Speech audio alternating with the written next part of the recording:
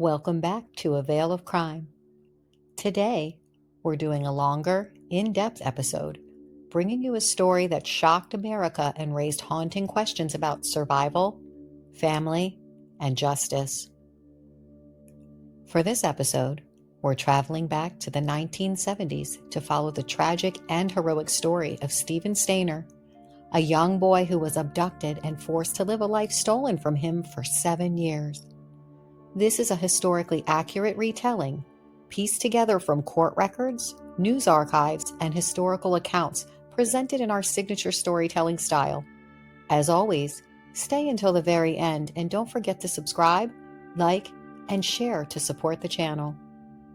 On December 4th, 1972, 7-year-old Steven Stayner was walking home from school in Merced, California, when he was approached by Kenneth Parnell and his accomplice, Irvin Edward Murphy. Murphy, a man with intellectual disabilities, had been manipulated by Parnell into helping him find a child under the guise of raising him in a religious home. Parnell, however, had a much darker motive. Steven was coerced into Parnell's car and driven away, beginning an ordeal that would last 7 years. Parnell convinced Steven that his parents no longer wanted him, a devastating manipulation that robbed the boy of his identity and family. Soon, Steven was forced to live under the false name Dennis Parnell.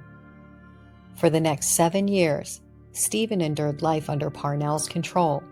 He was moved frequently to prevent detection, living in various places across California. Unlike many child abductions, Steven was not confined to a small space. Instead, he was allowed a certain degree of freedom, attending school and interacting with others. Yet, this was a twisted freedom, always overshadowed by Parnell's abuse and threats. During these years, Parnell subjected Steven to both psychological and physical abuse. Despite this, Steven retained a remarkable resilience, maintaining a sense of self that would later become crucial in an act of heroism. In 1980, Parnell once again sought to abduct another child, proving that Steven was not his only victim. This time, Steven took a stand. When Parnell kidnapped 5-year-old Timothy White, Steven knew he could not allow another child to suffer the way that he had. Showing incredible bravery, Steven devised a plan. On March 1st, 1980, Steven took Timothy and escaped. He led the young boy to a police station in Ukiah, California, finally revealing his true identity and ending his years of captivity. His actions saved Timothy White and exposed Kenneth Parnell's horrific crimes. The revelation of Steven's ordeal shocked the nation. Court proceedings followed, but many were outraged when Kenneth Parnell received only 7 years in prison for the kidnapping of Steven Stayner, though he served less than 5.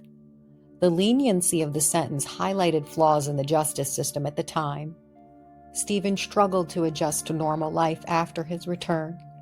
He had missed crucial years of childhood and adolescence, and reintegrating into his family was not easy. Yet he married, had 2 children, and worked to build a new life. Tragically, Steven Stayner died in a motorcycle accident in 1989 at the age of 24.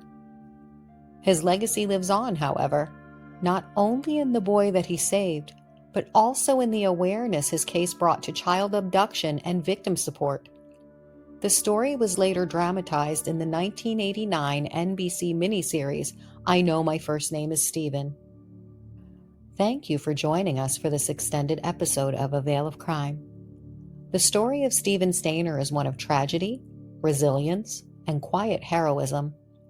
It reminds us of the strength it takes to survive unimaginable circumstances and the power of courage in the darkest times.